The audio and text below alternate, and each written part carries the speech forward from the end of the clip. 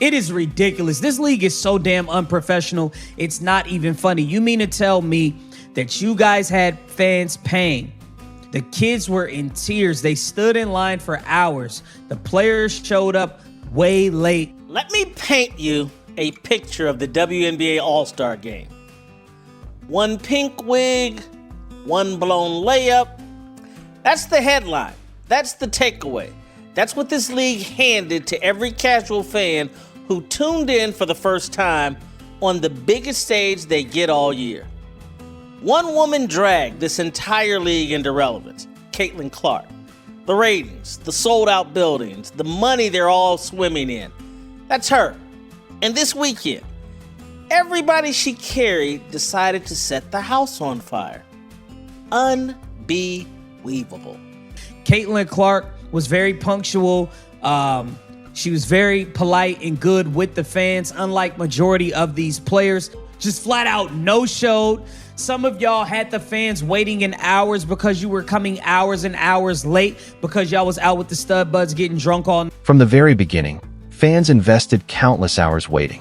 Some traveled across the country, others brought their kids, and many spent money they could barely afford because they truly believed this weekend would be something unforgettable for everyone involved. In the end, only one player arrived on time, stayed with the fans, and delivered exactly what they had come to experience: Caitlin Clark. The rest told a completely different story. That is exactly what unfolded during WNBA All-Star Weekend, and it deserves a closer look right now.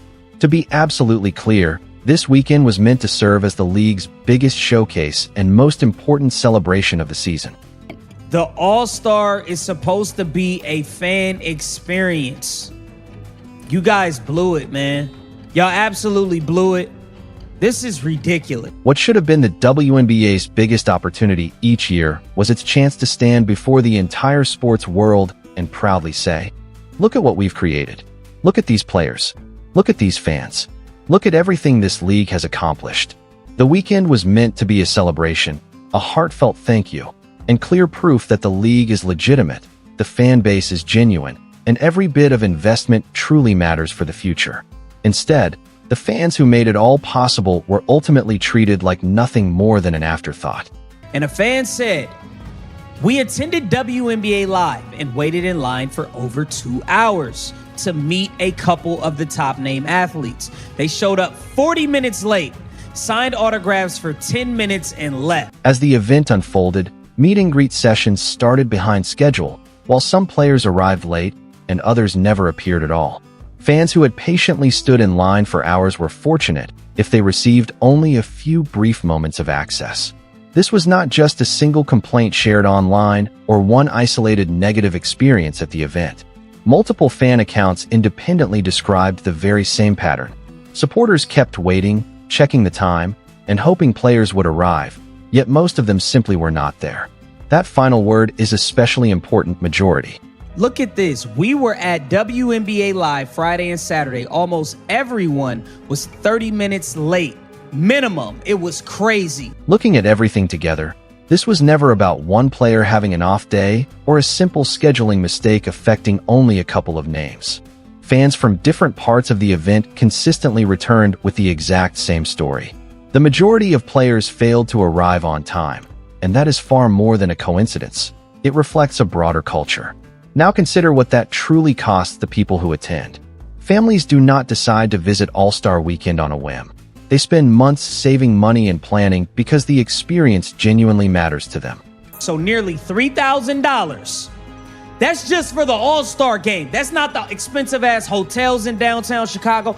I was just in downtown Chicago. Y'all saw me doing videos from a hotel room. I was in downtown Chicago for 4 or 5 days 3 weeks ago.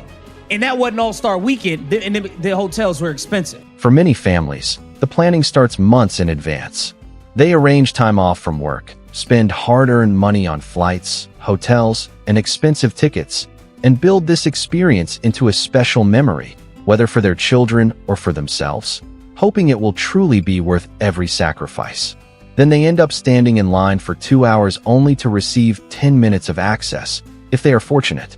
That is not a simple scheduling issue. It is someone's hard-earned savings being treated as though it never mattered.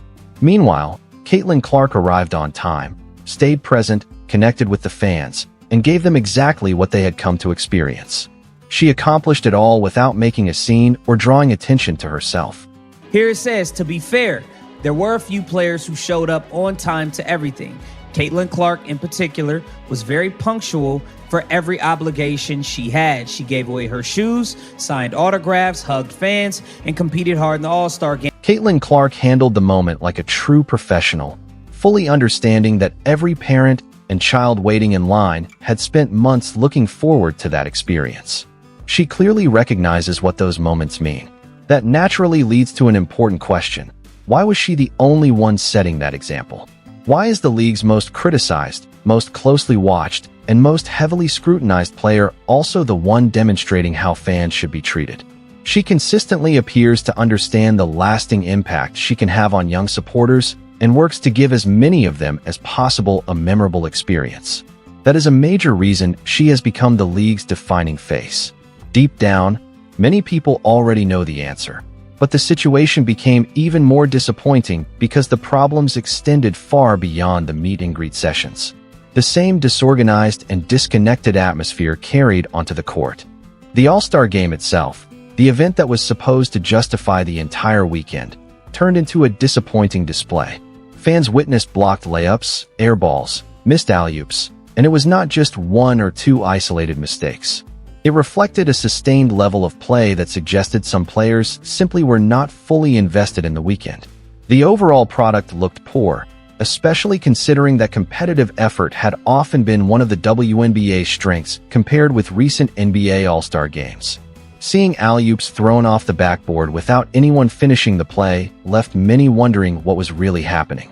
It was an embarrassing performance. A true showcase event should highlight why the league's best players deserve that stage. Yet instead the game appeared as though nobody had properly prepared, nobody looked fully engaged, and very few seemed eager to be there. That goes beyond an ordinary off-shooting night. It reflects a mentality. As the weekend unfolded, even more concerns began to surface away from the games. Reports and conversations focused on parties and nightlife, while many fans were still waiting for players to appear at scheduled events. To those supporters, it raised an obvious question. Why did there seem to be energy for the celebrations, but not for the people who had paid to attend?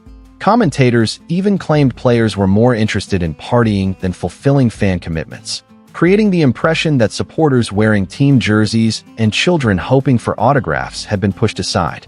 That is why this became more than a minor scheduling problem. It turned into a question about priorities and values. For years, the WNBA has asked for greater respect, larger contracts, better arenas, wider coverage, increased investment, and broader recognition. The message has always been simple. Watch these athletes compete, see how hard they work, and recognize how much they care.